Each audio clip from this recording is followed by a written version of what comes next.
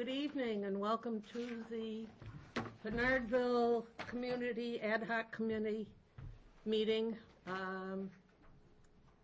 We're overflowing in attendance tonight, and I welcome you all. First order of business, according to the agenda, is a swearing in, but our selectman's rep is not here yet, so we will bypass that and go to the discussion and approval of the minutes of the April 9th meeting. Do I have a motion on said minutes? We approve. Have a motion from Tony Martz. Do we have a second? Second. Second from Rich. Is there any discussion? All those in favor say aye. Aye. Opposed? Abstaining? I wasn't there, so. Okay, so we have one abstention, Gail. Oh, and this is Gail LeBrecq, our secretary for the evening. All right. Next up is the presentation of the draft of the Pinardville Community Master Plan with Brian Wright from our consultant. And I'm assuming he's coming online shortly. He was online. I got to get back on. It disconnected me. Hello. Hey, Brian.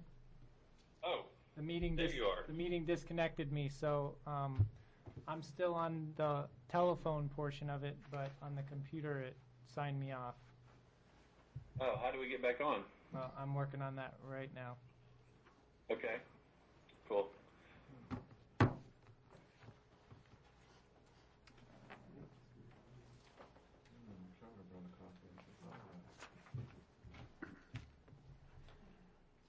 And I'm assuming that my head is going to be in the way if Brian is on the screen.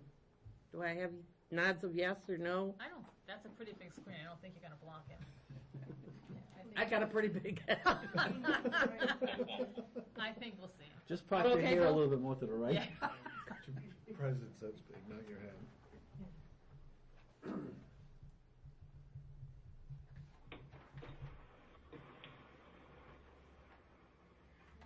There you go. I see you've arrived now. I have arrived. We have all arrived. Okay, I'm going to minimize. Oh. It's an orange arrow that you want to do.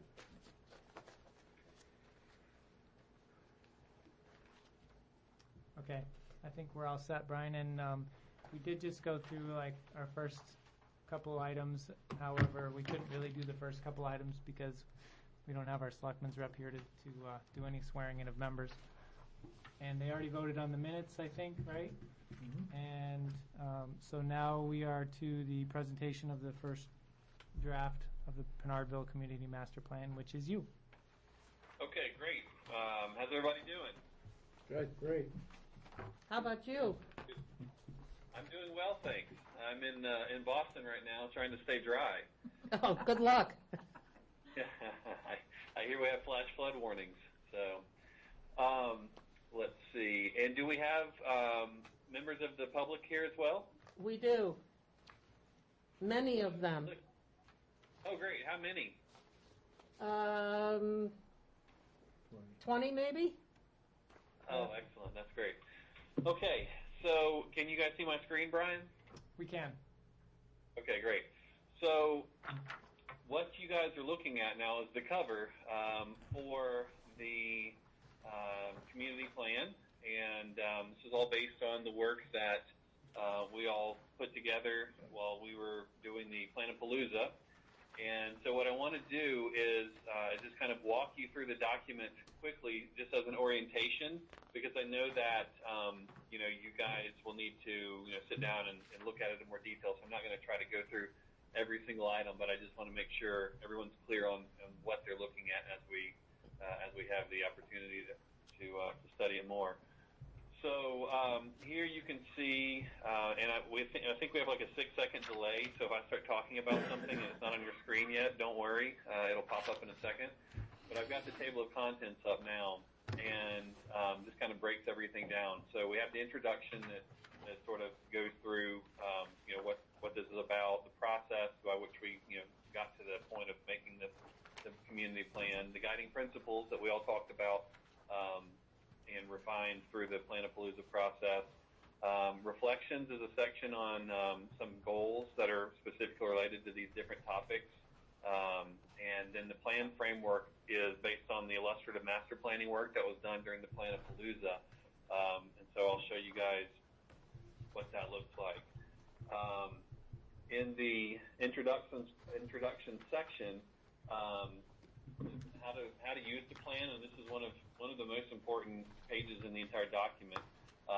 Basically, kind of reminding everybody that even if you don't like every single thing in the master plan, it doesn't mean that you're against the master plan per se. That you'll see some of your ideas in the plan that you contributed, and maybe some of the ideas aren't in there as well. And then also, kind of making sure that everybody who's excited about the ideas that are contained within it really get on board and be part of the implementation team and help move this thing forward. And then finally, understanding the element of time, and that a lot of the things in the master plan seem ambitious, but remembering that this is a long-term vision, and so we can start to figure that some of this stuff can happen over time. So then we go through the public outreach section, and we explain the Planapalooza. We explain a lot of the other things that happened, like the social media and the different policymaker interviews we did, and direct communications and art contests and the local media getting involved.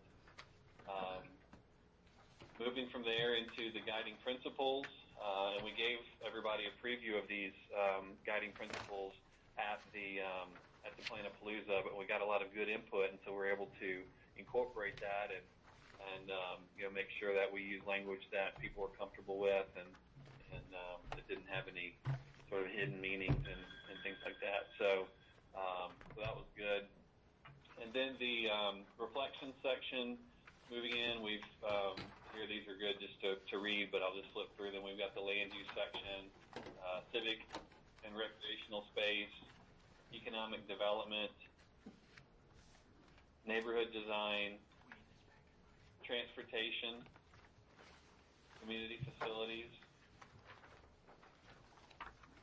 cultural and historic resources, and that kind of covers most all of the things that we talked about through the process, and kind of takes a holistic approach to how you look at the future for Pinardville.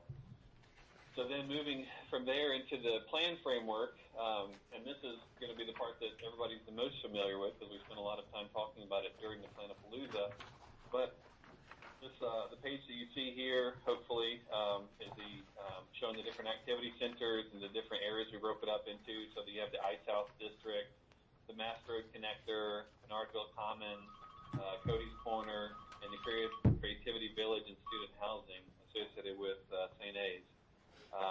And so each of these different districts is broken out in detail, and there's a brief description of what the district is, what the area is, and then it goes through breaking it all down into kind of numbering each of the key components of the different areas to make sure that everybody can read and understand exactly what was being shown in the plan.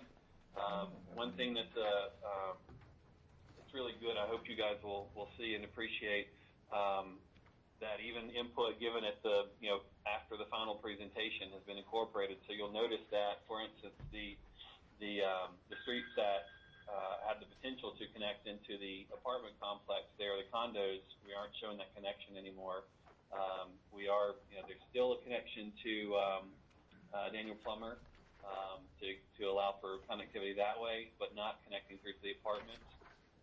And so as we open this up to, as it goes through the official process and citizens can give input, additionally, these concepts can be vetted, but most of these things weren't controversial through the process, and so hopefully we've addressed those that were. But it's great when you start to look through and see each of these things. You'll remember, as we were talking through them with you and coming up with the concepts, and it'll be very familiar to you all. And then, of course, the renderings that help kind of illuminate what that looks like from the bird's eye view or from the street view, and so each of those different districts has that same type layout for each of the plans.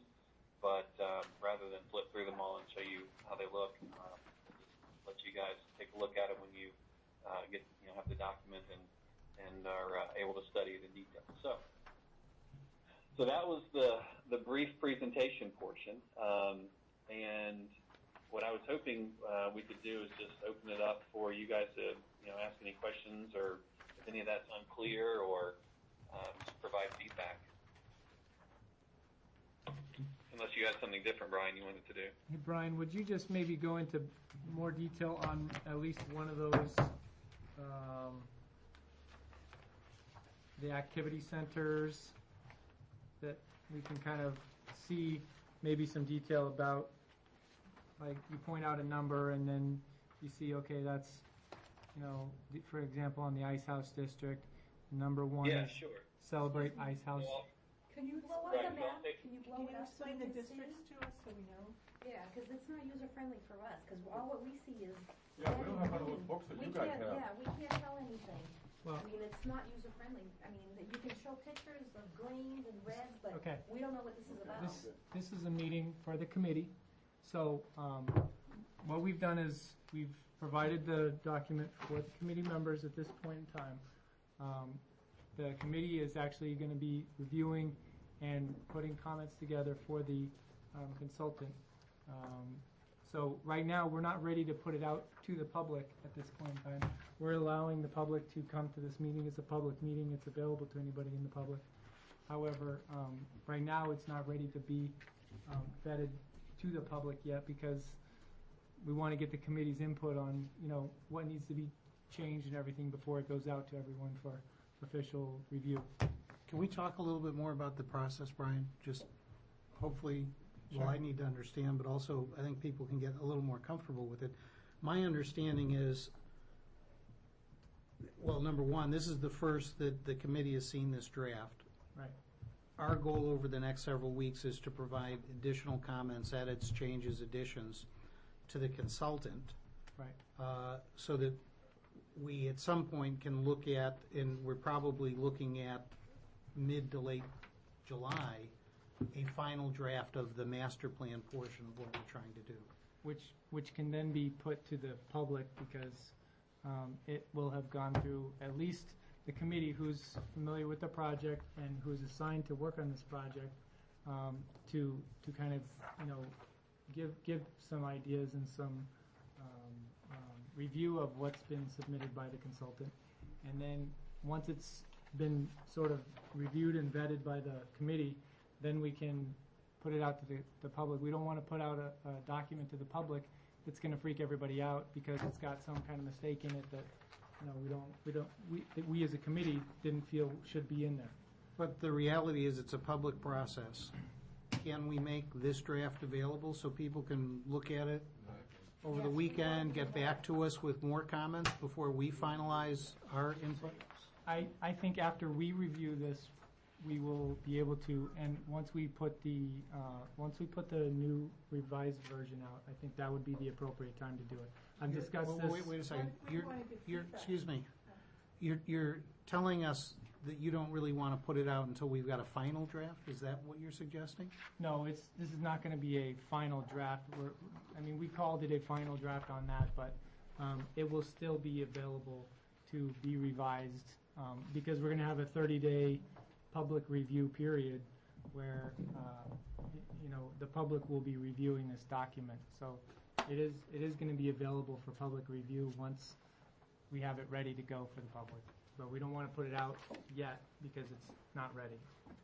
I think we should make, Yeah, who wants to be can I involved? Excuse me, the public is not allowed to speak right now. This is a committee meeting. There will be a time for the public to speak, so please hold your questions, your comments until we call on you. Thank you.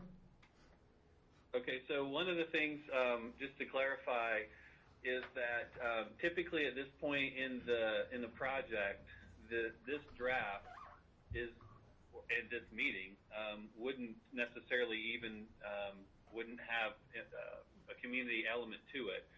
because like, as Brian said, the idea is to make sure that we've got a good, clean draft that's going out. I mean, because these guys are even looking to make sure that, there are no typos and no, weird things where we put a number on the wrong spot or, even the smallest of details, and to make sure, that we've kind of covered everything and nothing's been left out.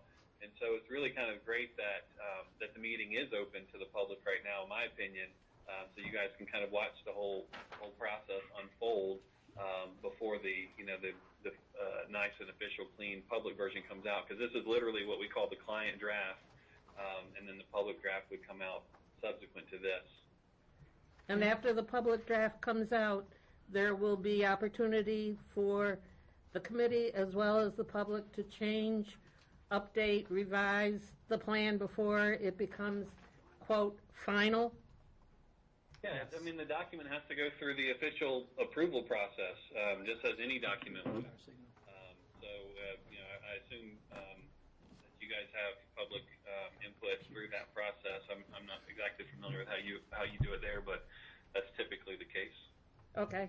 And my understanding then is that we're going to have a draft that is going to be available for public review, but the legal aspect of this is we have a master plan addendum that's going to go to a public hearing before the planning board, and they have an ability, they meaning the planning board, of course, to have input, but that public hearing gives, beyond our 30-day period, another opportunity at the public hearing in front of the planning board.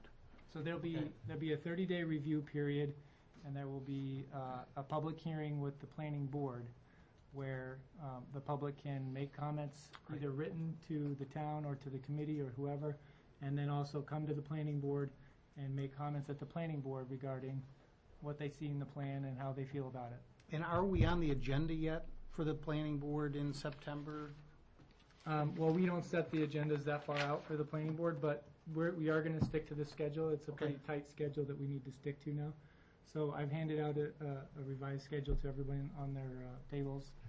And so right now, your plan would be a September 12 meeting with the planning board? Yes. Okay. Maybe we also need to clarify that there's two aspects to this. It's a planning, a master plan, and a zoning ordinance. Yes. And they will be... Those are two different issues and two different... They will be somewhat separately reviewed because we wanted to make sure that the board didn't have to have too much to review all at once, and that we could sort of take these in steps. The plan usually comes before the code anyway, and so we wanted to make sure this was, to a certain degree, developed before we then get into the code review and all of that. So if there's any deal breakers on this one, we want to make sure we understand that before we move into the code and start reviewing that, because this one the code has to be dependent upon the plan. Just for clarification, this isn't substantively different than what was presented to the public at the Planapalooza? Planapalooza, is it? Final Generally, well, maybe Brian can answer that too, but his portion really stayed pretty much the same. They formatted it into a document, type thing. The biggest part that was added was actually myself. I worked on the text of these sections: land use, economic development, all of those sections that you see under the reflections section of it, of the plan. And so those were all basically information that I heard as we went through the planning process at the Planapalooza, and I basically wrote down what goals and ideas we should be focusing on. So I would take a close look at those and make sure you're reviewing those and commenting where you feel necessary. Yeah, basically and that's the beauty of it, is that it does stay true to what we all talked about there. So for instance, the question about, what are these colored areas? They're the same ones that I presented to you guys while we were there. They're exactly the same ones. We haven't changed them. And so that's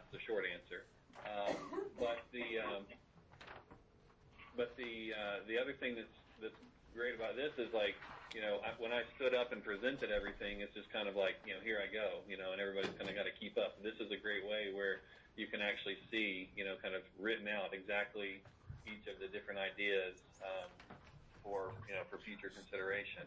And so that's really the idea is like this document takes what was done during the Planapalooza process, and especially the second half of it, and formalizes it. And then the first half, like Brian said, is supporting text and goals and things that work alongside the second half of the document. And essentially, those reflections, they're kind of a decent attempt at trying to make this more in line with the way that the state of New Hampshire recommends that you do a master plan. Our master plan isn't really set up this way with different sections. In a real world scenario, a normal master plan would include, multiple sections such as land use, transportation, economic development, and they'd be more developed than just a two-page, here's a statement about land use and here's some goals that we want to meet. I tried to, pare that down to essentially 2 pages so that it wasn't going to be, a 15-page dissertation on each scenario that would have, all of this data somehow built into it, because number one, I didn't have all that data to build into it. Number two, that would have been probably another year's worth of time to come up with all of that research and data to be able to do that. So, I tried to base it on what we heard at the Planapalooza and what I know of the town already anyway. And so hopefully those will be in line with what you see as well. Let me say that from a master plan perspective, this is a tremendous improvement over the town's general master plan approach, because we're looking at a very specific segment of town with very specific recommendations and guidelines. Normally, our master plan is so broad brush, it's very difficult to get a real sense as to where we're going to end up. And it's also very contradictory. Here's an opportunity to really leverage Pinardville specifically into the community we want it to be and remain. So I think it looks like a great approach. Good. Brian, could you highlight some of the specifics in each of the districts that you've outlined? Yes, I can. The only one that I have in this version of it, because I did a short one, so as I was flipping through, you wouldn't have to wait for me to flip. So the only one that's in this PDF is the Ice House District, but I'll go through some of the things in that so everybody can get a sense of how we've written it out. But obviously, the first thing we wanted to have in the document was celebrate the Ice House, and we talked a lot about it during the Planapalooza, but looking at, that the Ice House should be restored and preserved, so it would, ensure that one of the last pieces of history isn't lost.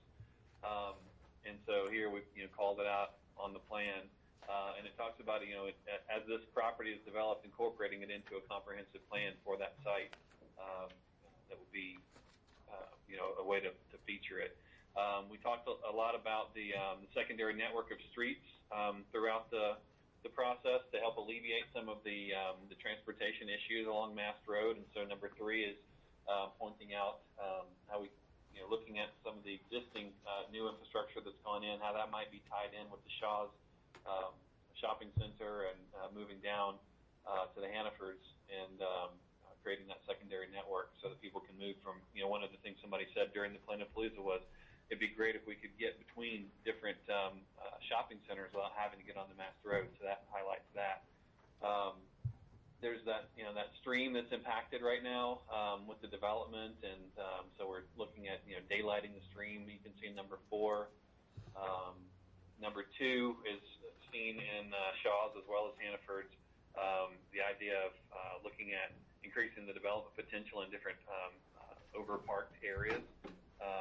And being able to, make that property available to be, more fully utilized to create these, walkable nodes, so that once people get into that area, they can park in the large parking fields that are hidden behind buildings, and walk and do what they need to do in this nice nice streetscape environment.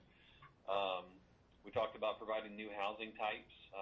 We've noticed that the predominant housing type in Pinardville was the detached single-family house with some rental options here and there. And so we looked at, number 5 after we daylighted the stream, and now it becomes an amenity, looking at providing some new housing options like some proper row houses and those sorts of things.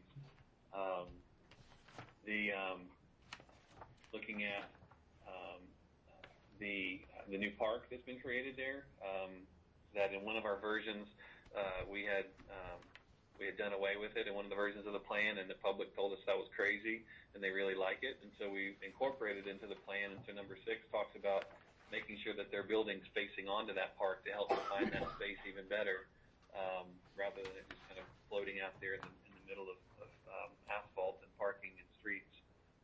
And then overall, a common theme that you'll see in each of the nodes, especially along Mass Road, is looking to create safer streets, like in number 7. Looking to redesign the thoroughfare to make sure it's providing equal priority to pedestrians, cyclists, and automobiles. And so looking at retrofitting with complete street strategies and giving wide sidewalks and planting strips where possible, on-street parking where possible, and starting to not necessarily have so many curb cuts all over the place. And so those are some of the things that, those are all of the things I think that you see in this node, and each of the subsequent nodes is similarly detailed. Thank you. You're welcome. Make a comment? Yes, go right ahead. Brian, a thought occurred to me as you were going through that description is, I wonder if it would be helpful for people to see some aspects of the walkability. Is there a way you could present sort of examples of walkability or the pedestrian level of within these districts? Not necessarily going through all the districts and doing it, but more just a sampling of how that works. I think that might help people understand what you mean by that, as well as help sell the idea of making it a community for people to interact with, as opposed to just driving their car to each place. They can walk and bike and get around this on a more pedestrian level. Right. Yeah, and the renderings help with that. Like this one here, I mean, you can start to see, how that would work. But when you look on, let me show you a couple of other ones that I just used in the section dividers, but probably could have featured more fully. These were developed specifically for the code. But here you start to see, like on this economic development page, has it popped up for you guys yet? Yeah. Yep. Yes. Okay, so here you can start to see, what that environment might look like. So there may be a possibility of kind of putting these images into the plan framework section to help support some of that. That wouldn't be a bad idea, actually. Yeah, those aren't in ours at the moment, right? Yeah, they're in there, but they're just like these little, small vignettes. Each of these views. In your versions of it, I printed it before he put those pictures Yeah, in. okay. So, They didn't- I'm sorry. yeah, Those are helpful because they're not in the one we have here. Yes, So yes, I forgot about that. That helps a lot, and I don't know if there's any more you can show, or maybe like a streetscape of Mass Road, and it may not be the exact design of it, but it could show what it could potentially look like. Samples of that would be if helpful. you're looking at the screen, he's got a few popping up. Yeah. Back and forth. I mean, trying to get down at that level, in line with some of the other ones you show.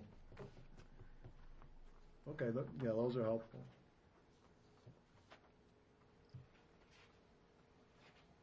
Or a cross-section of Mass Road, I don't know if that could be utilized.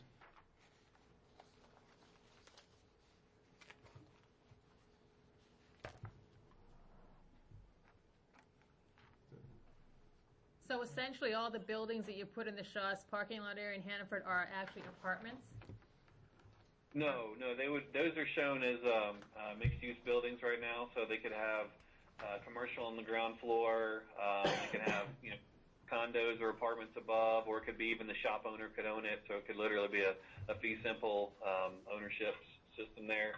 The idea is not to necessarily say it should be this or should be that, except for the fact that, generally the idea of mixed use in those areas would be beneficial. This row in particular, we were looking at because it would be facing onto the stream and not have street frontage. We did specifically mention row houses in this particular group, but that was kind of to go along with the new development that's happening adjacent to it. But I would imagine that the new ones would be market rate, unless there was a desire to do it something else. To me, it just seems like there's no parking for the people that want to go to Shaw's or any of the other stores down there if you're going to put housing all in through there. Each apartment requires parking spaces that cannot be utilized by the public. Well, it's not privatized. This would be like when you go to an urban area where there's a parking lot, and so for instance, if this was a live-work unit, you literally could have the owner of the building park under. Or they have, an assigned parking space, or they just, have an area where you would, you just find parking. Because typically, when everybody's shopping and using this, these people are elsewhere. It's a shared parking situation. But it's, just as convenient. I mean, the parking is still associated with that. It just happens to not be, kind of hanging out onto Mast Road. This is a very common configuration for good urban design best practices these days to do this type of development. Brian, could you find us pictures of some of this infill development where it's actually been constructed, so we might get a better sense of the reality of what that looks like in different places? Right this minute? No, not right this minute. But okay. over the coming weeks, so that as we kind of parse through this, we can potentially point to a picture. This is what it looks like in East Paducah, Kentucky. Yeah, I can see if I can help Brian get some images. We've got lots of pictures from around the country. Yeah, something more than the pretty picture. A real photo would be helpful. The interesting thing about it is that it hasn't been too long coming that shopping centers like this have even had the need, desire, or the communities even had the desire to see redevelopment like this occur, because people have been so well. First of all, they've done so well over the years until kind of recently with the economy and whatnot. But also people have just become so used to feeling like, well, this is just an auto-oriented highway. So what if there's parking lots all around? We can't imagine that it could be anything else. And so, it's, these ideas are, in the grand scheme of the universe and the world and all development of mankind, are newer ideas, seeing, this idea of suburban retrofit or suburban infill. But we can get Brian some pictures of some newer stuff that's been built. One thing that we had talked about, Brian and I had talked about, and I sort of gave him a little bit of artist leeway, was on the top of those pictures on each of those sections for the reflections portion of the document, where he's sort of zoomed in on a view of one of the drawings that they've done. He had considered putting a photograph in there of some great place, or some great transportation thing or something like that. Would it be better to throw in a photograph of that instead of, a zoom in of the pictures that he's drawn? Or do you like seeing those pictures up there as he's done it there, and then we can somehow just have photos available to you? I think both are helpful. Yeah, I was just going to say, more pictures is better. Let's look at the pictures on the side. This is what you're talking about that he has provided us. Right, he provided that, but then Right. also on the text sections, he did a little zoom in on a portion of it just for that, so you can see, here's an example of, Mass Road is transportation kind of Right. thing. But I agree with Cheryl. I think that if we had both, because this shows us what it could be, and a photograph will show us what it is. Could be an appendix or something like that covers these same topics. It says transportation, examples of excellent design in transportation. It will really help as we present to the planning board so they could visualize and go through a code process. And I recognize how difficult it's going to be to find those pictures. Well, he did say they have tons of pictures, so Right. we'll hopefully be able to rely on them to provide us something like that to go in there. The biggest reason why we tend to not all that often use images from elsewhere is that a lot of times in the community there's a sensitivity to that. That's not our place, that's not what we look like, and I didn't even want to use images from the village, showing about walkable streetscapes and stuff, just because I know there's a lot of kind of discussion about wanting to be unique and wanting to be Pinardville, and so we felt like for the purposes of this, we'd be best served to use these images that were specifically developed for the area. So that's just kind of the thinking behind why we didn't do it, but showing some stuff is shouldn't be a problem. And it could be a simple matter of having them as part of a presentation of this thing, not necessarily in the document.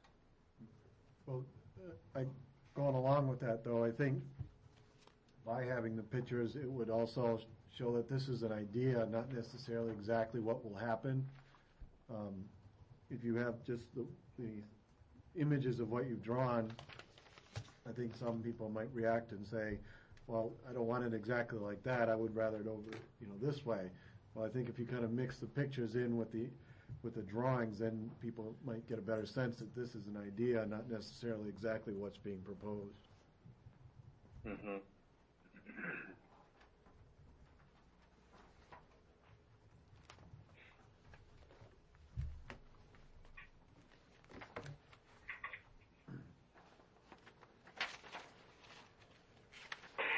Anybody else have any comments? I just have one concern that you keep using the term urban, and we're a town, so we're not a city. So there is a little bit of difference in how much build-up. When you talked to Brian Rose, the first meeting, you ended by saying, remember, you need density to achieve your goal. And I don't know that the community at large wants massive density at this point, that that's necessarily our goal as a community, because we don't really want to become a city. Yes, I got that message loud and clear from everyone when we were there. And that's you'll notice that in all these images it's reflected, even in the artist renderings. I mean, each of these buildings for the most part is a distinct building that's detached from the next building with a generous setback between them, large setbacks there, throughout. So we define the concept of urbanism as when one or more buildings relate to one another, and so yes, there is the idea that when people hear the word urban, they often think of something that is intense. But when you look at and that's kind of the point as well of these different nodes, that in certain areas you would have something that's built up a little bit more, not up in height necessarily, but it has the feeling of more intensity. So when we look at the Pinardville Common, and you start to see how we define the common, and it's set up to hold on, to give this real sense of a place and a center and all of that stuff, but to still be contextual and appropriate and not urban in nature. A lot of times when you see a plan that has lots of little buildings shown like this, that aren't tiny detached single-family houses like you see here, it starts to give you the impression from a plan view that it is urban in nature. But and that's in the end too, the most important thing is that's where the zoning comes into play. This is just the master plan and vision concept, and it's when we get into the reviewing the zoning, that's where the setbacks and the lot sizes and all of the building heights and all of those things come into play. But it definitely was clear through the plan of Palooza that we're not looking to create a city here. by any means. If I can change the subject a little bit, Brian, one comment I consistently heard throughout this process is the need to preserve affordable and livable neighborhoods that we have in Pinardville on most of these single-family detached dwelling streets. Do we say anything, have we said anything in this report so far about maintaining that particular character, apart from each of the identifiable, more commercial-type districts that you've identified? That's a good question. I think that we have, but I honestly, at this moment, don't remember. So we'll have to double check and make sure that that's in there. But I think that's the case. It certainly is reflected, like for instance, in this image right here. And if you see the rest of this view, it's clear that we've intended this to be a street in Pinardville and kind of maintaining that character. And also, just the fact that when you look at the plan framework, we've stayed clear of the neighborhoods. The idea is that they'll remain intact, and the new stuff happens in these nodes and around the college here. And then even where we have done stuff around the college, the idea would be for it to be in keeping with the existing buildings and their scale and things. Even as the college starts to creep in, we want to make sure that, like on College, here these smaller scale buildings are across the street from the single-family detached buildings. So it's there, but it may need to be made more explicit if we didn't already. So we'll double check on that. Thank you for asking. And I can try to answer that as well. If you go to the neighborhood design section that in the narrative portion, Thank you. there is, there are some bullet points that sort of try to speak to that a little bit. What page are you on, Brian? So this is page 33. The first one, incorporate minimum design standards into the SMART code to help shape and protect the village character of Pinardville. The third one down, encourage New England style structures that will fit into the existing stock in Pinardville. And I guess the distinction I'm trying to make, though, is if our real focus of Phase 2, which is code changes, or at least the consideration of code changes, is in these particular districts, I think it then bears saying that we're specifically highlighting the fact that we're trying to preserve those General Pershing and Joffrey neighborhoods as much as possible, so that we're trying not to adversely impact them, is we're trying to really give the folks who live there better access when it comes to my recommendation the road is itself. if you have some good thoughts as to how that could be spelled out in your comments, maybe in this neighborhood design goals section or something, wherever you think appropriate, we write some comments that we could make those changes to that area, because that's the best way to help us out to get it into the document, is to actually write it in your comments and make those suggestions as to how you think that it should be put in there. How long do we have to review this and come up with any suggestions of changes or additions or deletions, etc.? Well, you're not going to like me for it, but Don't say tomorrow. No. Not going to happen. I'm only giving you a week. Oh, come on. And the reason why is I basically have to get all comments back to Brian in 2 weeks in order to stick to this schedule. And so if I have your comments in a week, then that gives me 1 week to compile everything. And we're going to have to actually probably have the committee assign 1 or 2 members or something like that to work with myself and Derek to kind of go through all the comments, make some determinations on which comments should and should not be forwarded on to the consultant. And so that's going to take us a little bit of time to do that. And I know that's going to be pretty tight, but it's gonna be tight on all ends for everybody. So you're saying by next Tuesday, we have to have all our comments in? That's a week, or by Monday, whatever, which day specifically, give us a specific As day. much as you can possibly do by Tuesday. At That's 4 what I o'clock. need. And if it comes in the next day morning or something, then I'll still take it, but, Okay. know that, I'm gonna be already starting to work through the process of compiling everything and getting all together, and we're gonna have to make some determinations on what to send back to Brian, because eventually, what I'm gonna send back to Brian is one copy of this Plan Pinardville document that basically has, all the written comments into it using, a PDF comment thing, and so we're gonna have to type into the PDF comment on the side of the So document. basically be this annotated. Where as it'll well. be, yeah, This exact it's thing gonna be all annotated. annotated with whatever comments will appear. We're probably gonna have multiple people commenting on the same thing in some in some portions of the plan. So we're gonna have to then determine, okay, which comment do we take? Do we take this person's comment, or do we take this person's comment? Or do we somehow merge the two of them But and wouldn't you use say both of them? 17 people made this comment, basically, just so how the bulk of people that are stating something? Well, I Wouldn't you- mean, it'll have to be a determination that we make, as to what we feel is the best for everybody moving forward into the plan, and what, obviously, if it comes in numbers as far as, what's important, then we will probably end up going with that, but I can't make that statement. Mike?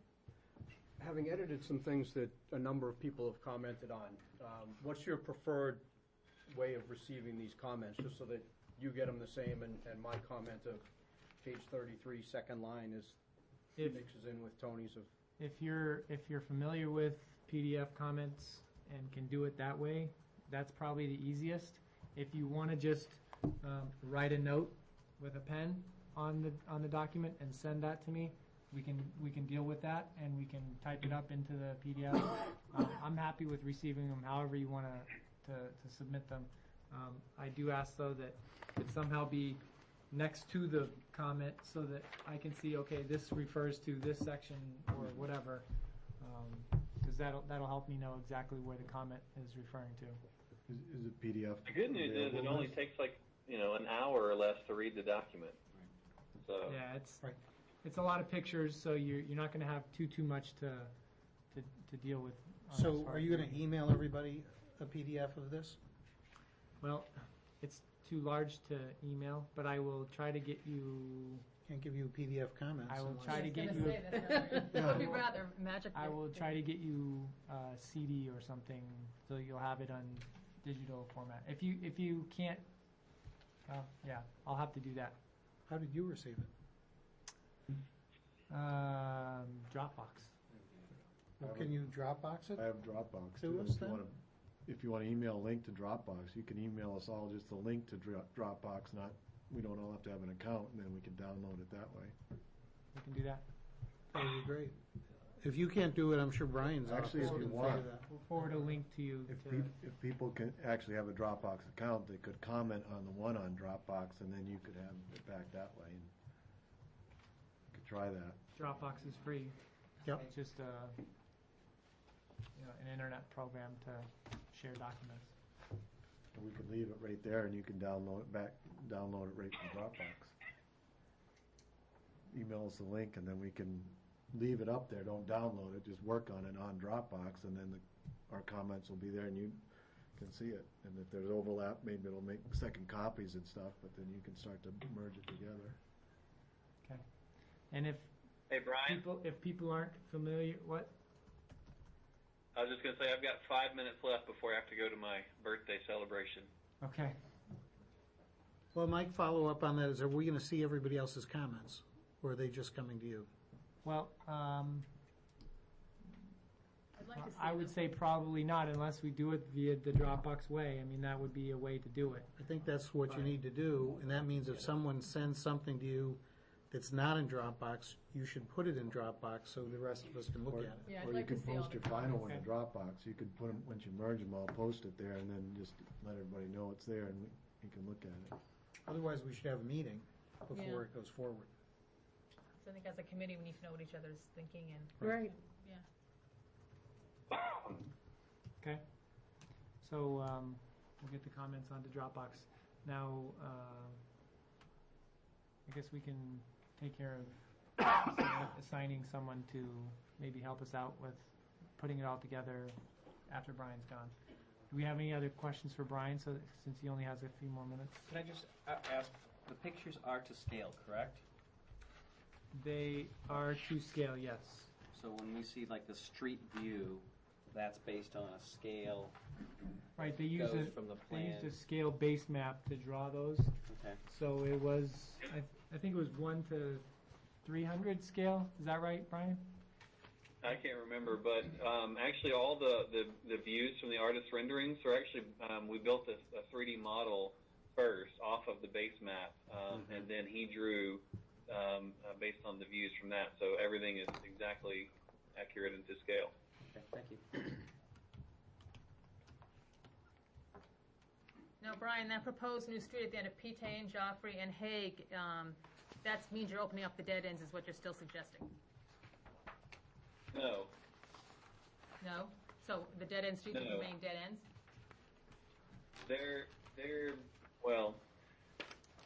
Right now we're showing them connected to each other, but not to the apartments. So basically, there'll be a new street. So if you live on Hague, instead of having to go out and get on Mass, you could come down to wherever a theoretical road might be able to go, and then drive down and get on Daniel Plummer and go on your way, and not have to get onto Mass Road. Which still means Mass Road traffic will cut up our streets to go down that way. And that's the whole point of maintaining the dead ends, to avoid having that excess traffic on our streets, which are too narrow. And it would reduce walkability because there's no sidewalks. So that is not really a good plan. Well, that's one of your comments, Cheryl. Yeah, Well, I think definitely a that's comment to include. I mean, we heard lots of input about the dead ends, and we gave lots of detailed explanations about it, and talked at length for hours and hours during the Planapalooza about it. And so that's what we initially had was it connecting through as well as through here. And we heard from people on both sides of the table saying, some people who lived on the streets, or at least, I'll just say at least one person, said that'd be great to be able to come here and not have to get on Mass Road for everything. But then there was a lot of people who were concerned about the coming through the condos and the condo traffic coming through. But we also talked about the actual likelihood of somebody who's on Mass Road deciding that instead of just waiting the few minutes to get down here and take the turn, I'm going to cut down here, drive down this narrow street, and then go up here and then turn here. Humans are generally averse to making more turns than they have to, and the amount of time it takes isn't going to be significantly shorter, if at all. But what it does do is it makes, because we heard from lots and lots of people who live in the street, in the neighborhoods here, that Mass Road is always congested, and they hate it. It drives them crazy.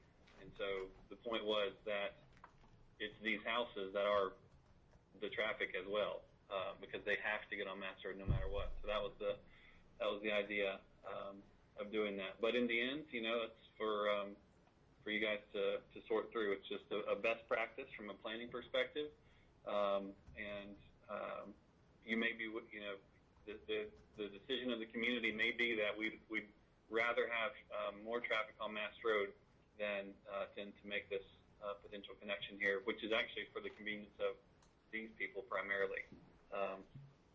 That's the kind of substantive issue that makes me think we really need a committee meeting to discuss that type of issue, because if it shows up on a plan and we haven't discussed it, we're kind of endorsing that idea irrespective. And I'm not against the idea. In fact, I'm probably in favor of the idea. But I don't know that the committee has had a specific discussion on that issue. It has not. Okay? So my sense would be, however it affects the schedule, let's get comments in, but we really need to identify substantive issues and discuss them. Get more buy-in into the plan. Right.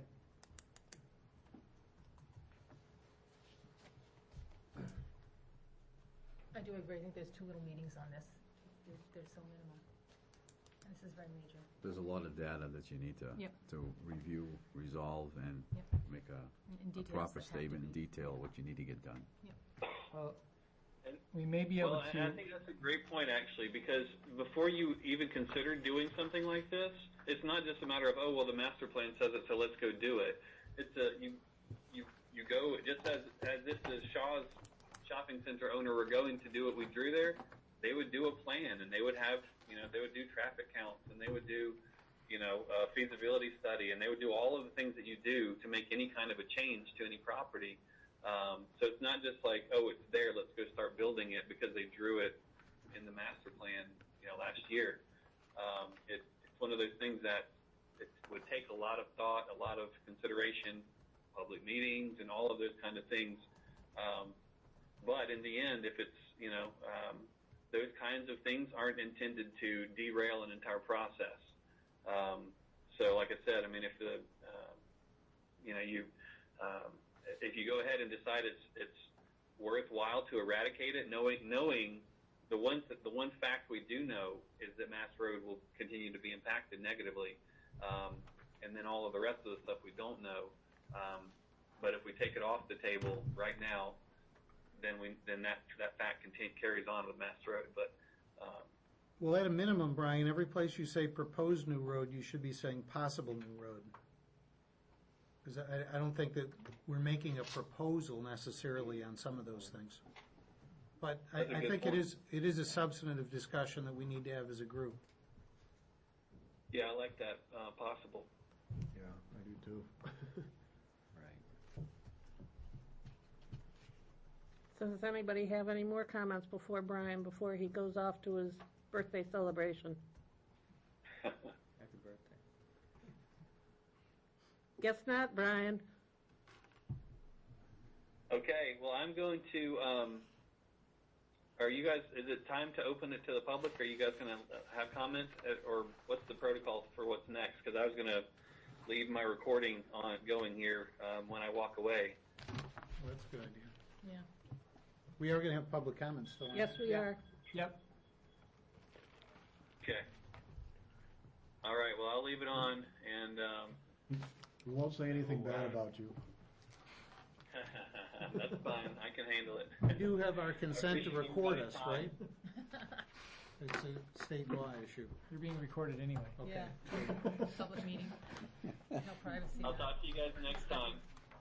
And as far as the public comment goes, don't think I'm just abandoning you guys because I don't care. That's why I'm recording it and all that. But Brian can handle any question about the document that's in there. So thanks, everyone. You guys have a good night. You too. Enjoy your celebration. Thanks, Brian. Bye-bye. Thank you. Thank you. Okay.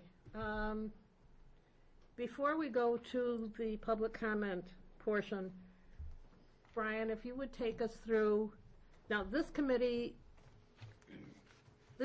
job is to make the recommendation to the planning committee, the planning board, regarding the plan and the zoning ordinance changes, if there are any.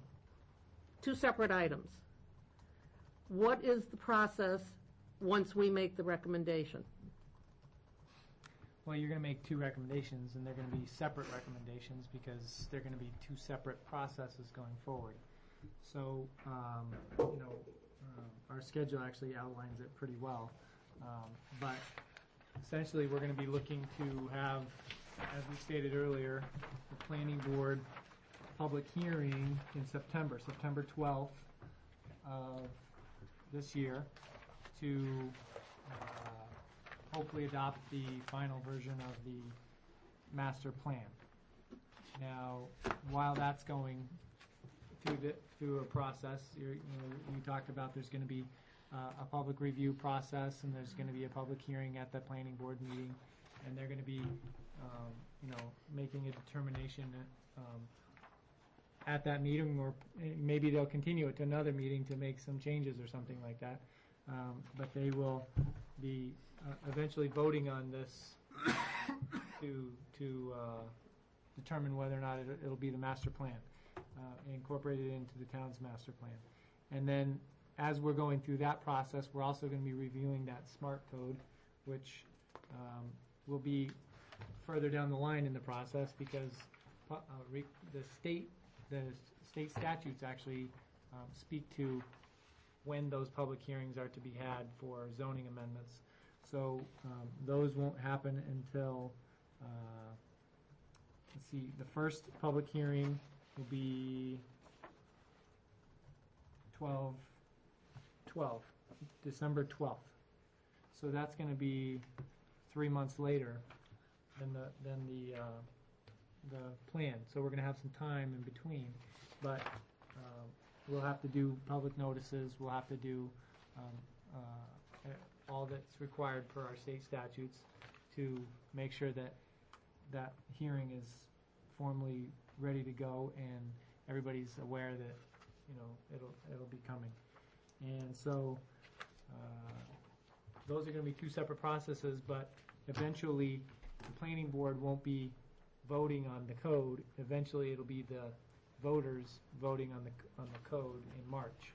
So that'll be the difference between the two documents. The planning board will eventually vote whether to adopt it or not adopt it for the plan, and the public will be the ones voting on the code. zone. Right. Now, And that'll be in March. March 11th is the town vote, March of 2014. the public is invited to the hearings before the planning board for both items. Correct. And the planning board doesn't make any final decision until after those public hearings. So they will hopefully take into consideration anything the public has to say during those public hearings. Correct. I certainly hope so. Okay. Before we go any further, though, can we talk about the schedule from now until September 12th? Certainly. Specifically, I'm concerned that we need to find the time before the next draft comes out to discuss issues such as planned or proposed or possible streets and other issues that are sensitive to the neighborhoods and are comments that some or all of us have heard from people who've participated. We have the background document we need with a lot of great specifics, but I think the reason we have a committee is so we can now massage this so we know we can satisfy the stakeholders in Pinardville and elsewhere, including the planning board.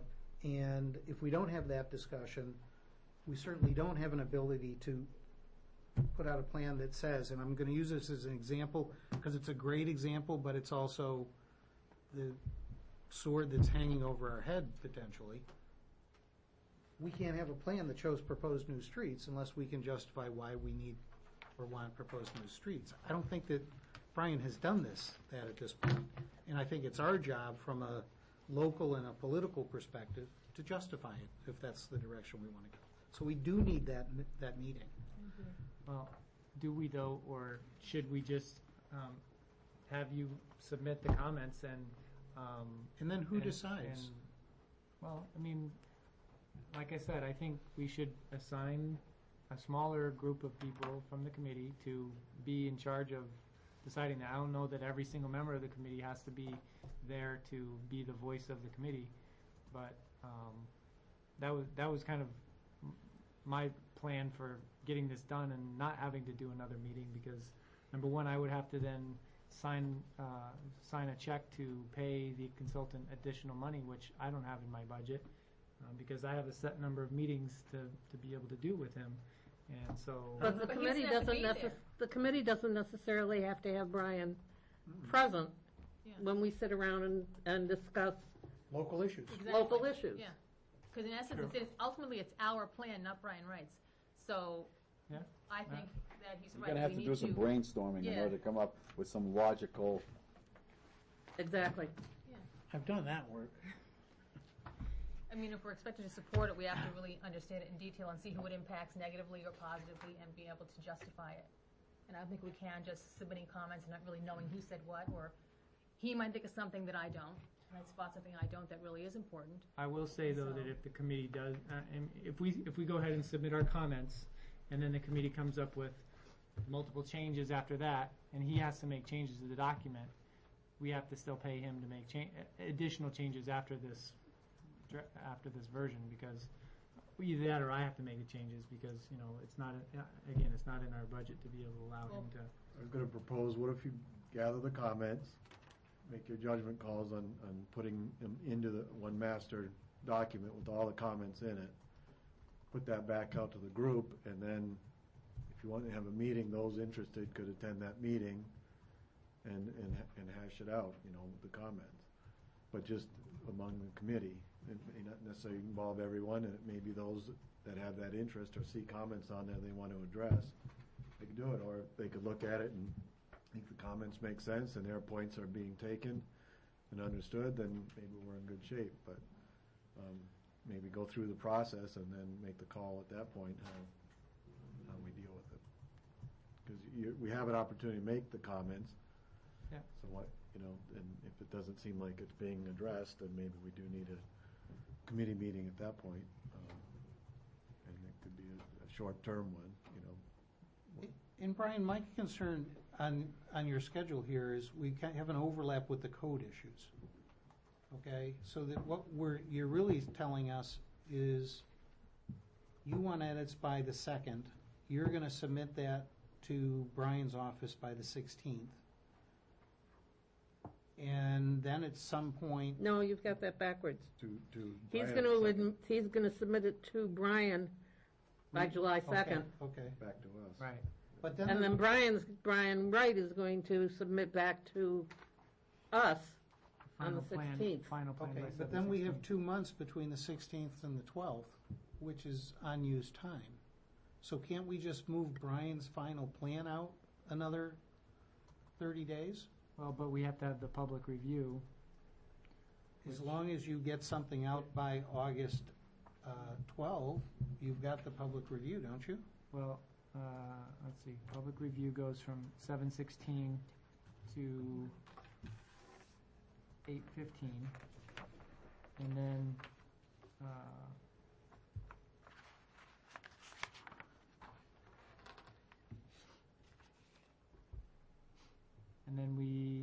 well, it looks like I have 2 presentation of final plan. Oh, they submit it for review, then we present it to the committee for final review on 8/20.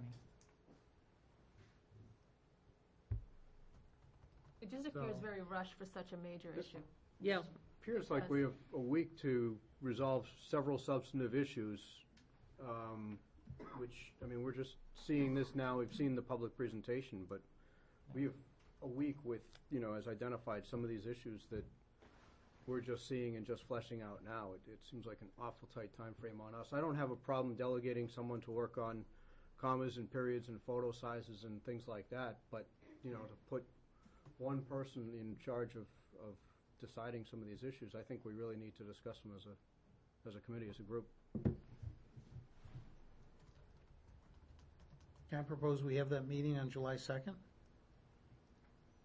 And then give our comments after the meeting? Yeah, we're going to get some public input now. I'm sure it's going to be somewhat substantive. And then let's walk through some of the substantive issues together on July 2nd. That will still give you a week to finalize a draft that you can send, a draft of edits you can send down to Brian. Well, July 2nd was our date to give him the comments. So that would be, we'd have our meeting, then I'd be submitting them that night. If there was anything substantial, I could type it into the document and send it to him after. Yeah, he's not gonna get any work done the week of July 4th anyway. I mean, you can delay until, the week of the 8th. I can't make it, I don't know if we can make that statement for him, but. As far as the track of the plan submissions, you have presentation of final draft of plan to ad hoc committee on August 20th, and then the presentation of planning board on September 12th. Between that time period, I don't know if you're looking for something between there. Could those times be closer together? Could 8/20 be pushed back? Is there anything between there that you're needing that separation? And is that a presentation from Brian to us on the 20th? Or Yeah. is it just submitted to us, or? No, because that's it's via fine. Skype, so, Okay, so is there anything happening between those two dates that you could make up the week there by pushing the 20th back closer to the 12th? that's what I was wondering when I was looking at the schedule, is why there's a 3-week gap. I think the intention was wait till the end of the 30-day review period is over and then have the meeting after that. The ad But hoc if we meeting? push that, Right. if we Yeah. push that meeting out by a week, then that would push the 30-day period Out a week. out a week. But So keep that the- everything from the 2nd to the 20th, push it a week, so that it's a week in front of the 12th.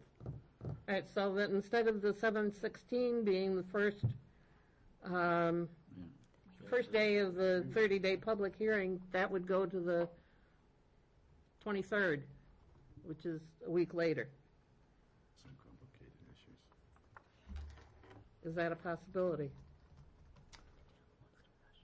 I mean, I can definitely try to massage the schedule. I think it would be good to, Well, let's decide tonight, Brian, because there's not much time, and we all have schedules that I'm sure are filling up, especially with the holiday coming.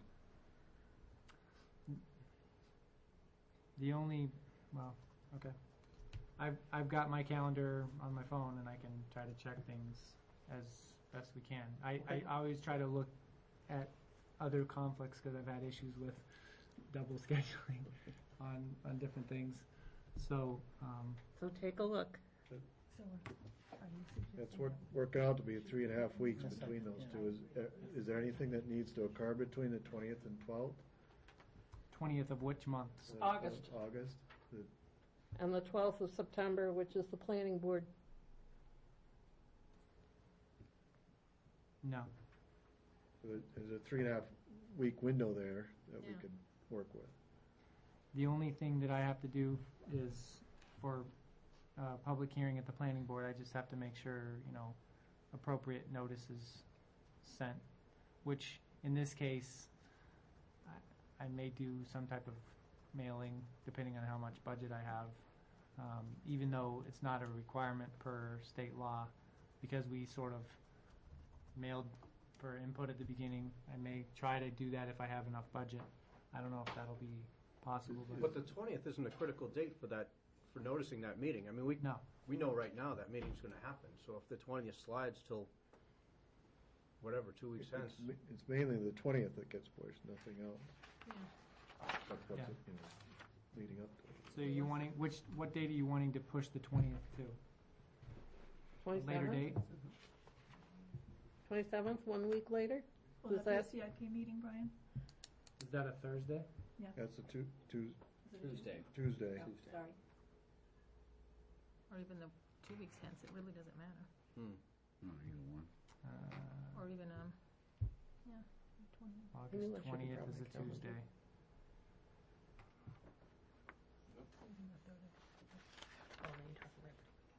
It's open on my calendar, so I don't have any meetings scheduled there. so you're just gonna change that to 8/27?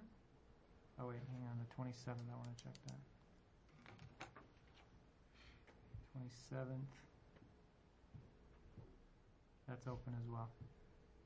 So do you guys want to meet on the 27th instead of the 20th? Sounds great. And that'll be our ad hoc committee meeting that we do via Skype?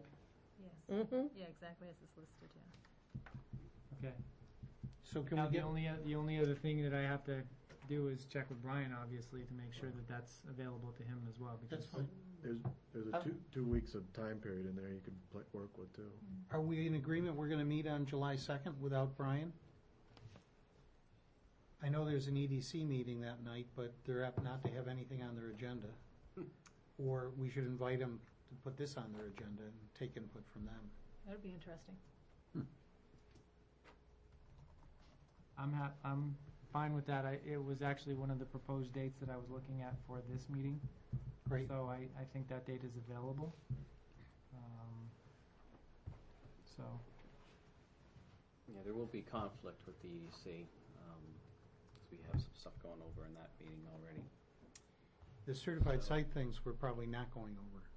So I think so. if that's off the agenda, there's, might not be anything on the agenda.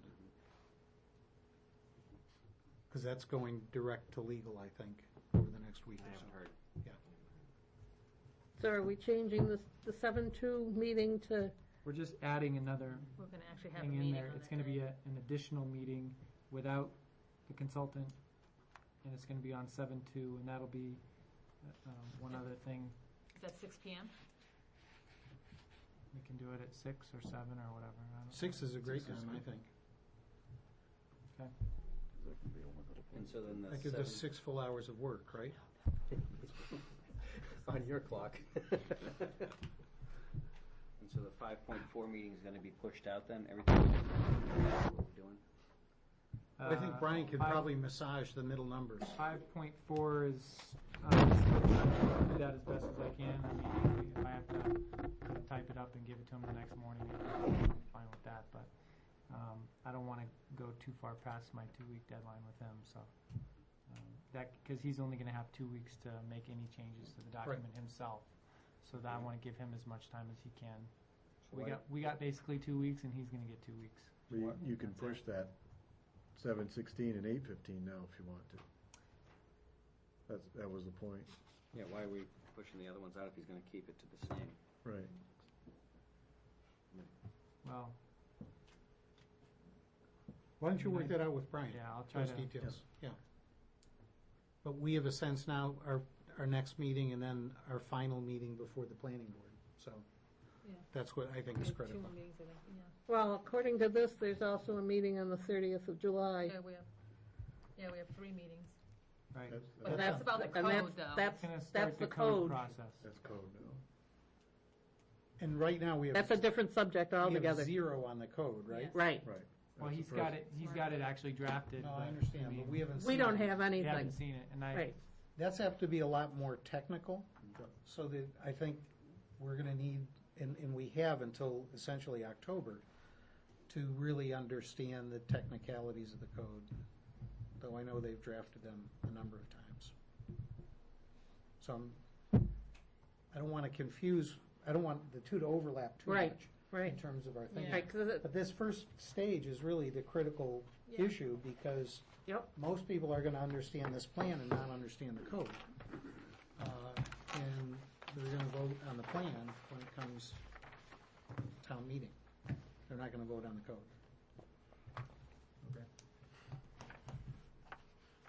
Except it's really the other way around. Yeah. But I think, But in their mind, Yeah, in their minds, they're voting on the Vote on what plan, they- not on Keep the one to code. accomplish the other, so if they vote for the code, they're voting for the plan, they need to understand Right. that, yeah. Right. Okay. So I guess we're square on that now, so our next meeting is going to be on the 2nd of July at 6 o'clock. Here? I assume in this room again? So it can be filmed, or? We EDC can- has the room now, so you can move down upstairs in the lunchroom. I'll have to find a room. We may have to go across the hall or something else. We can find a spot to meet. I'll try to look for that, and I'll send you notices to where and when it's going to be. So I think, Okay. yeah, if we can televise these as much as possible, that would be great. Right, right. Now, did you want to So, set up a committee to work with you on? that's what I was going to ask. I mean, are we going to try to just have staff compile it and meet together, everybody, and discuss on the 2nd? Or are we going to try to have somebody help go through it and make some determinations up front before we get to that point? Or what do you want to do? So that I have a listed comments that we can put together for you to look at. Let's hear your thoughts, guys. So exactly what's involved in compiling them, you mean just pulling them out and typing them in, or? Yeah, it's just going to be everybody's going to submit comments to me probably in different ways. I'm going to have to go through each one of them and list them out, whether in table format or something, so that we can see them next to each other and determine, okay, which section are we looking at and how many comments do we have about it? And I can't we type have it, I'll to- work with you to organize everything, I can certainly go through and organize things. My sense is that if we've got 12 different sheets with proposed comments and changes, everyone and you can hold on to their own, and we can just walk through on a page-by-page basis, and people can discuss their comments. Oh, that's true with the meeting. That just is possibility of a very long meeting, going through Yes. each one, every single comment. And I don't want to wait until then to get the comments and put them together. I prefer to have them prior to that. So you'll already have them in some type form, is what you're saying? Yeah. I think if you can still go for the week, try to get your comments in the week. I think if you try to at least do the best you can to assemble them, and then we go through And then that, we'll and go then you through can 'em still all. bring your own notes with you to Yep. add Right. to and things like Right. that, but I think if we have a master to work from, Yeah, I'm not going to be able to do it all on that last night of the meeting. But we've just spent $52,500 to get this far, and I would hate not to spend a long night getting the value out of it. I don't have a problem having a long meeting, but I'm not. I just would like to be prepared when we get to that meeting so we can be organized in our discussion. Yeah, I'd like to have something that we can work from. So I think we should stick with getting everything to Brian within this next week and having him have some kind of a working document for us to go over on the 2nd and fine tune. Yeah. And if it takes us 4 hours to do it, so be it. Yeah. But let's pray that it doesn't take us that long. And if we can see it prior with all the compiled comments, it's going to be easier for us to go through it. Yep. And something that Cheryl may say may trigger something with me, or I may retract something that I said based on other comments. So I think if we can see it prior, it'll go a lot faster than if we're seeing it for the first time that night. You can make your notes on it before you get there and say, I thought about this, now this note about this, and that way you go back and forth, Yep. and you're on track, you're not starting from, Yeah, you're not starting blind. right. So, do you want to do the Dropbox thing Yeah, that we were talking about? We can get it on Dropbox as best as possible, and as much as possible. I'm going to be limited a little bit because Derek is actually the one who has the Dropbox on his computer, and I don't. So, and anyway, yeah. So Okay. We'll have to do it that way. Sure. But All right, so everybody get your, go through this with a fine tooth comb as much as you can and come up with your comments and get them to Brian by 4 o'clock next Tuesday, because that's what time he walks out the door. So we'll have Or that's access- what time he's supposed to walk out the door. Sorry, we'll have access to this when now? We will post it tonight. We'll post it tonight and send the committee members a link. Okay, Great. thank you, Derek. he's hiding. I knew he was back there. Okay, are we done with that? In that case, I will open this up to the public. I will ask that you come up to the table here, because there's a microphone there, and state your name and your address, and limit your comments to 3 minutes. There's 20 of you, and if each one of you makes a comment, that 3 minutes piece, it's going to take a while. Of course. So, I don't want to get wet. Derek? Thank you. I wanted to commend all the work that Brian Wright and his consultants did in working with Brian to come up with this first draft plan. I will just say to you, it has been distributed to you as a official body.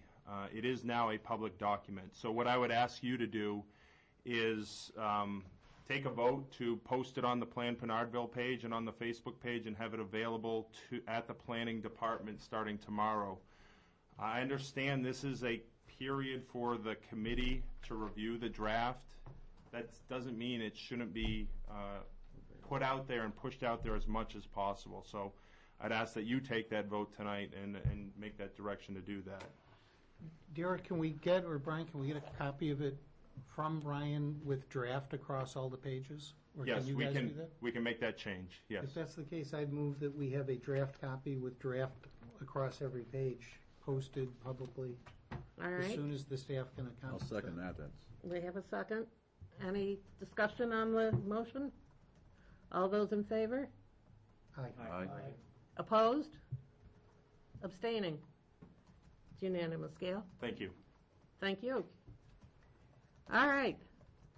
The lady that always has something to say, huh? My name is Katie Benner, and I live on 12 Joffrey Street. And I'm asking, please do not rush into any decisions, because this is our faith, okay? And I should be part of this decision, so shouldn't all of Pinardville, because this is where we live, and we pay a lot of taxes. You combine all the taxes of Patane, Joffrey, Hague Street, on and on. We are Pinardville, so we should be involved. And each item that goes on the map, we should be aware, and we're not. Okay, we do have the right to know, according to your policies or our policies. Okay, I've lived here for 29 years. We have people here that probably lived here for 50 years, 30 years, 40 years. Okay, we should have a voice in all of this. All right, and you folks are just rushing into this. We don't. It's not even user friendly. All what we've seen tonight is pictures of houses. All right, please let us get involved. And there's a lot of things here too that you have to think about. If you're going to grow really, really fast, you're going to bring in a lot of kids in our community, and this is going to make our taxes go up. And one thing that I've been complaining about is the big project on Moose Club.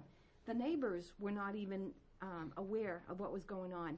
Just the abutters get notified. That's not right. We need a sign, okay, perhaps at the police department and our schools. For instance, planning board meeting regarding Mass Road, 7 o'clock, town hall, something to that effect.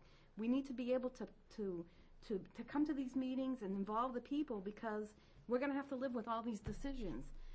For instance, that big 224 apartment building on Moose Club, that was against zoning. Okay, it was done on a special exception. There's not supposed to be more than a 12 apartment building, and now there's 2 of them, and they're 24, and it doesn't match the area at all. And if that brings in 100 kids, all right, that's going to increase our taxes over $1 million.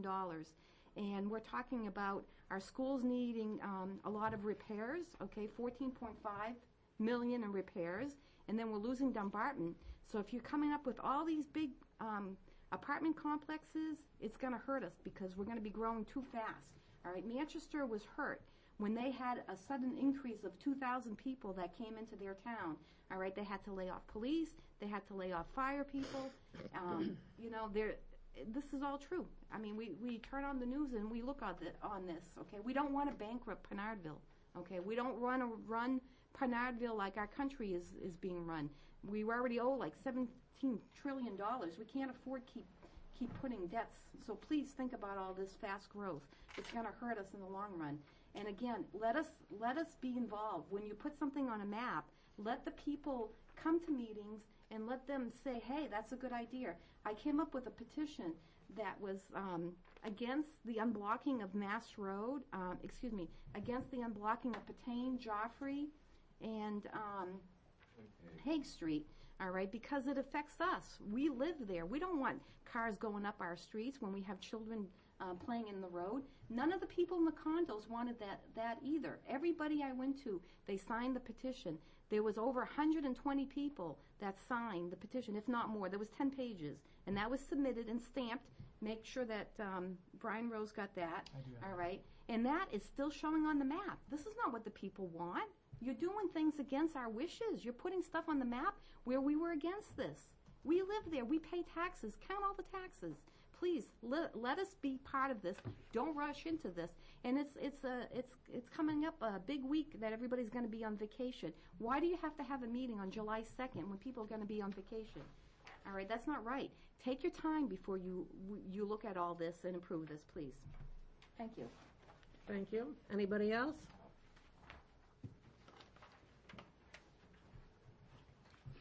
My name is Robert Scarborough. I live on 3 Hague Street, and I've been there 27 years. I opposed the car wash when it went in, but they put it in anyway. Now they're going to put a laundromat in. So I'm going to sit in my window, watch my TV, and watch a laundromat. All these people going into the laundromat. People who can't afford washers and dryers are going to go to this laundromat. We're going to have all kinds of people come in this laundromat. Our streets are going to be crazy with people going up and down the streets. I don't want a laundromat there. And I don't want my street going up as a two-way either. That's my thing. Thank you. Listen to the people. Hi, I'm Martha Martha Tracom, and I happen to live at 2 Hague Street, which is the proposed laundromat. Could you spell your last name? Trachim. This was all quite a surprise to me when I first heard about it on the weekend. It has caused some discussion with my landlord, who owns the car wash and the laundromat, and the brick house, rather. I live in the brick house. But I think that the plan to put this on the website so other people can view it is excellent, because I think people really need to see what's going to happen and what kind of impact it makes. I can tell you personally, living in that house, that it's already difficult getting on and off Hague Street or out of our driveway sometimes because of the traffic on it.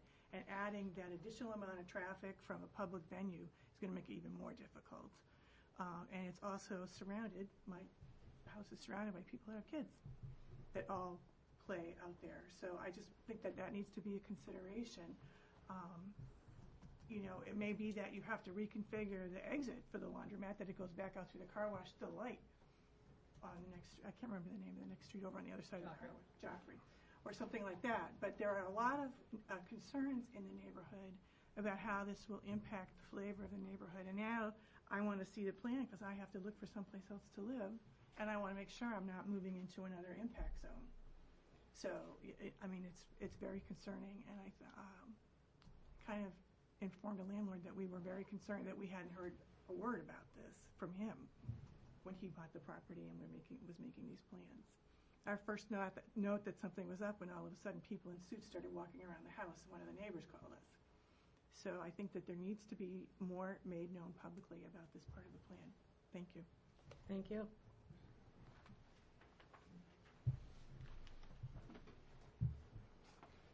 My name is Lorraine Gallagher.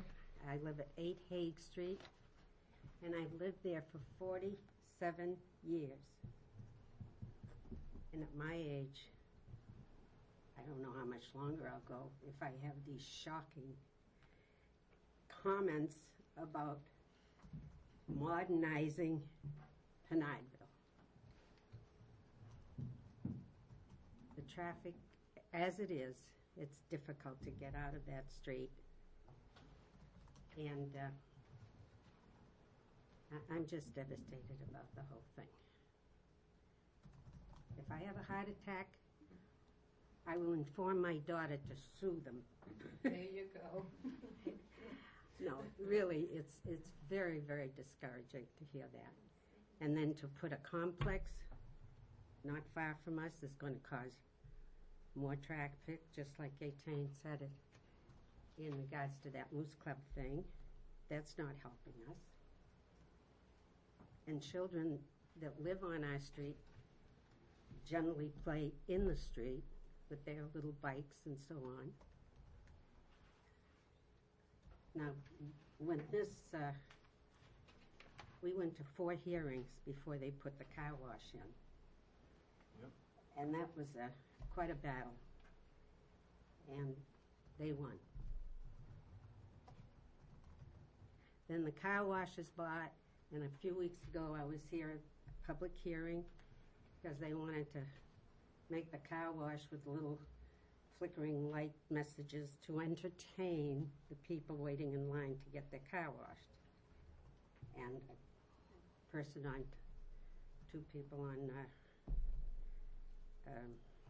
Joffrey Street and myself have the tall lights at the car wash as it is, never mind a Las Vegas look. I don't think we need that. And they voted that down. So we understand, but that doesn't mean we won't get a connecting road, and that's very, very upsetting to me. I just feel that after all these years of paying taxes, and, it's just not fair. And the tax rate, my property will drop as far as taxes, the value of property is bad enough as it is, and I won't live long enough to enjoy the better rates. I mean, it just doesn't make sense. And it has to be someone that comes from across the country to make these decisions and come up with wonderful ideas, a community center, or this or that. when does it end? And that's only part of it from what we've heard, and it was because one of our neighborhood friends has spent a great deal of their personal time to get details that were not made known at all. And I don't think that's fair either.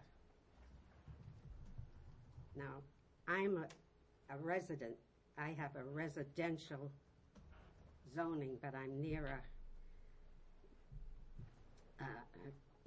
some that are commercial, and they mix that up, so it makes it hard to adjust to that.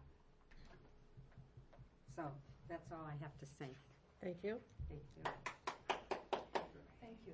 Yes? My name's Dana Benner. I live on 12 Joffrey Street. And it was just one thing is my wife, and mainly my wife, but I've helped too, has done a lot of the research and digging up on all this stuff regarding this planned Pinardville idea. And what we have found is if you look on your plan, and if I remember from the original map from Plan for Pinardville, if you look up where it's Cody's Bakery and they got Cody's Corner up there and they're doing this Civic Corner or whatever it's called up there, it just seems funny that shortly after that idea was put up, where that whole corner was going to be revitalized, that the owner of the motorcycle shop that's right there is the one who bought the car wash at the corner of Joffrey and Mast.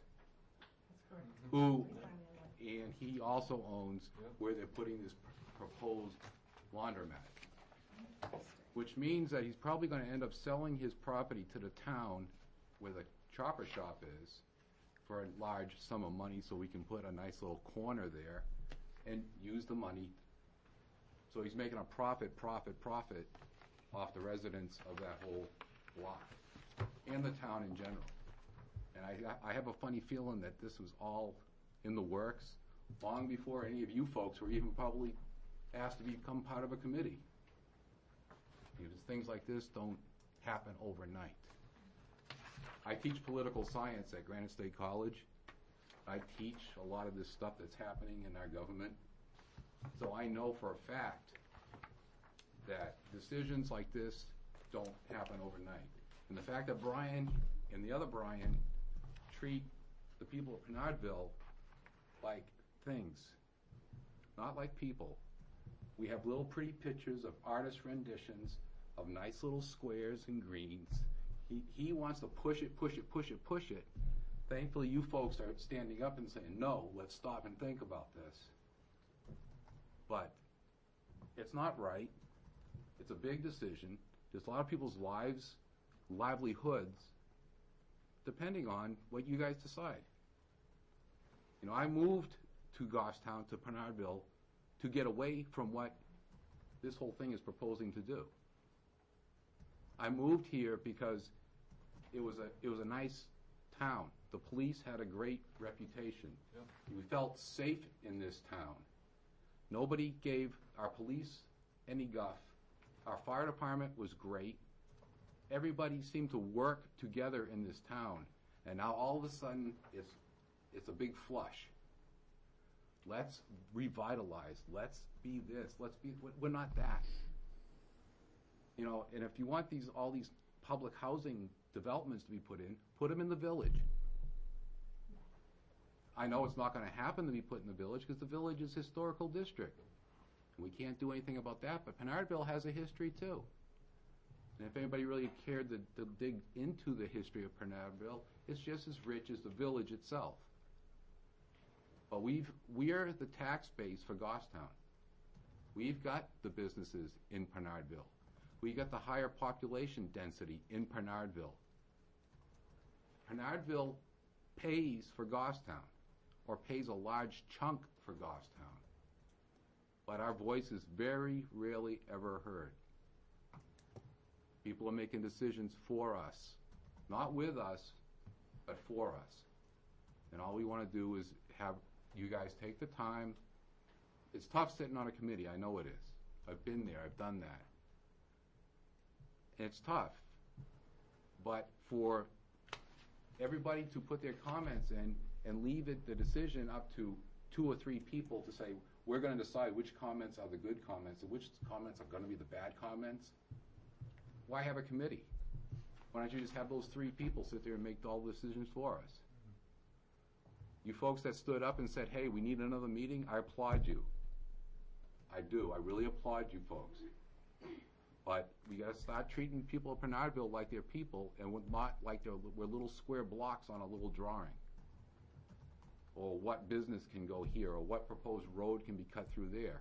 Or how can we link Joffrey, Hague, and Patain Street when there is no place to put a road across to link us? It's impossible.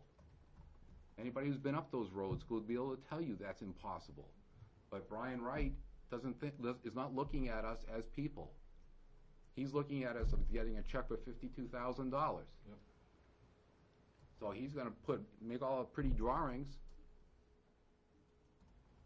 and Brian Rose over here is going to write the check, and then rubber stamp it and move it on.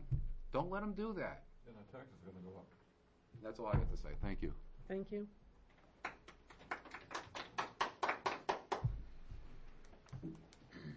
My name is Gene Bouchard from 12 Hague Street.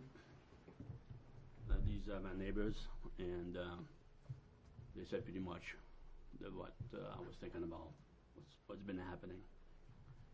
And I don't really see the advantage for us to open up these streets with the few people that are on these 4 streets. It's not going to be no advantage to us. It's mostly going to be for everybody else going down these roads, as you mentioned, that these roads are not that wide right now. And a lot of kids are on there. We're having a hard time to get out on Mass Road as we speak. And now we're going to have a hard time getting out of our driveways with all this traffic going on over there. So I don't really see the point of opening up these streets. And like that gentleman just said, it's just going to lead us to Plummer Road. And so people are going to find these shortcuts, as one of you gentlemen mentioned before. So I don't see the point of opening that up. As far as all the other things they have mentioned here are all very good facts of what they just said. So that's my point of view, what I feel. Thank you. Thank you.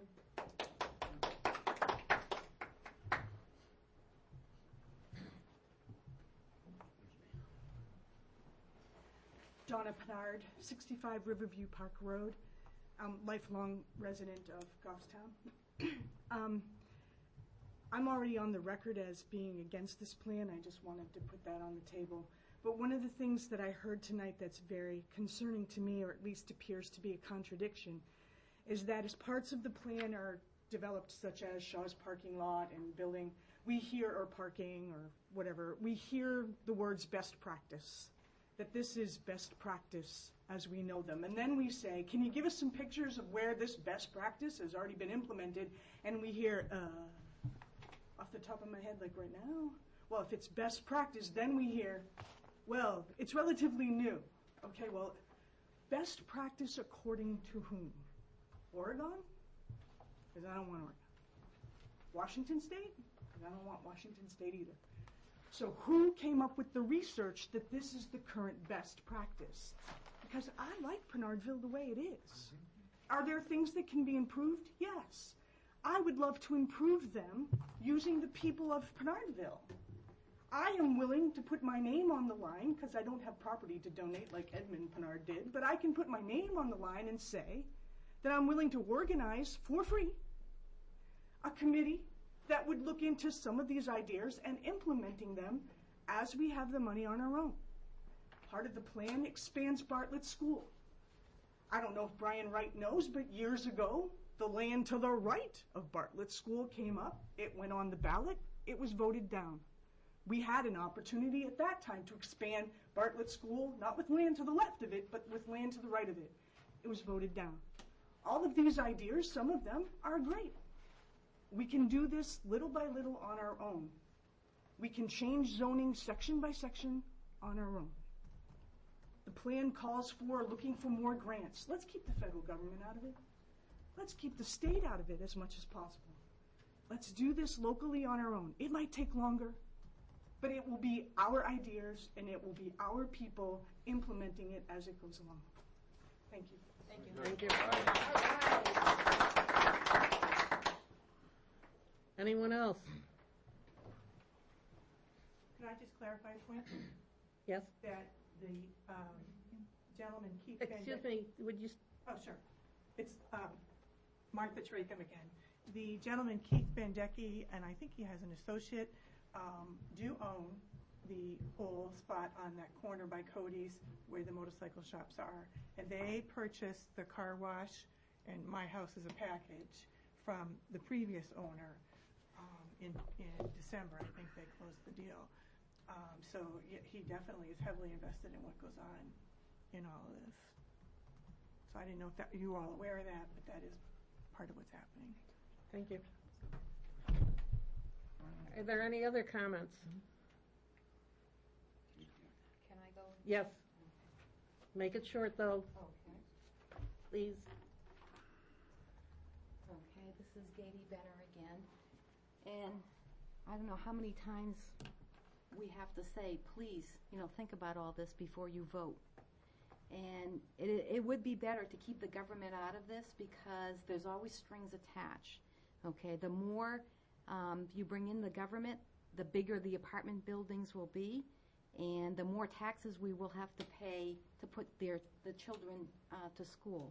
And also, the landlords of these big apartment complexes, they don't have to pay that much in taxes. For instance, the landlords in the Rite Aid complex, they pay, I believe, on an assessed value of only $50,000, which would bring in maybe $1,200 or $1,300, compared to a condo or a townhouse that's very similar in Oakview Circle up the road, where they pay maybe $3,000 or $4,000. So that's, if the bigger you build, the more you get the government involved, the less taxes these landlords have to pay, the more taxes we have to pay, because we have to make up for all this. So please keep that in mind. Thank you. Thank you. Anyone else? In that case, I will thank you all for coming. I thank you for your comments. We will certainly take them all under consideration when we go through this plan and submit our comments to Brian, and again on July 2nd when we have our meeting. And with that, I'll ask for... Can I make one last comment? Yes. Dan LaRochelle, last night at the Goffstown Historical Society, made a presentation on the history of Pinardville. And I understand from Dan that over the next couple of days, his presentation is going to go up on his website. If you or Derek could track Dan down, get a link to that, and circulate it to the group, it would be really good if everybody looked at Dan's pictures and his sense of historical Pinardville before we meet again on July 2nd. Just add a bit of more color to it. First item, the swearing in of... Oh, yes. I'll swear everybody in after whoever needs to be sworn. Okay, all right. We'll take care of that. In that case, I'll accept a motion to adjourn. Motion to adjourn. Seconded? Nobody wants a second? Somebody second. Any discussion? All in favor? Aye. And I didn't hear anybody not say aye, so I'll say it's unanimous, Gail. Thank you all very much. And that guy bought the property right